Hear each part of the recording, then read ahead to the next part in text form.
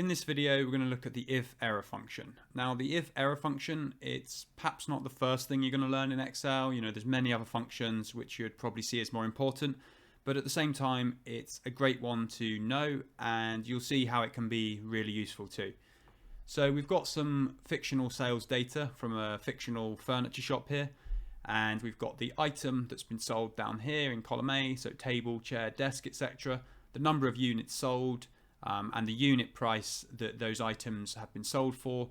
And in column D, what we want to do is enter in a simple formula to calculate the revenue. So the quickest way to do this would obviously be to just highlight the units sold and then multiply that by the unit price. And then, as you can see here for table, we have $1,794. And then if we just drag this down, we can see that all of the calculations have been made, except for this one here, bookshelf, where we've just got the hyphen, the blank, where nothing's been sold.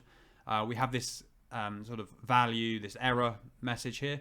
And not only does this not look particularly good, doesn't look very pretty, it also means that if we wanted to add up all of these numbers here to get a kind of total revenue for the shop, so we could just sum all of those, we end up with an error there, the value error as well. So this is where IFERROR comes in handy. And what we can do is we can just basically adapt this formula slightly using the IFERROR function to fix this.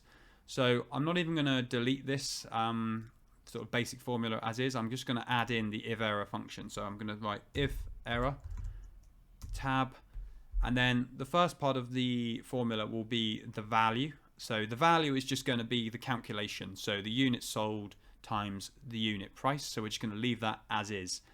And then what we want to do now is enter the value IFERROR. So for that, we do a comma and then move on to it. And I'm just going to put in 0. So where we've got, you know, the bookshelf where we haven't sold anything, rather than having this value error, we're going to end up with 0 there instead. Hit enter and then drag this down again. And you can see now we've got the $0 there, and now our sum function is also working. So that's just a simple example of the IFERROR function, a great one to be aware of and to have in your toolkit.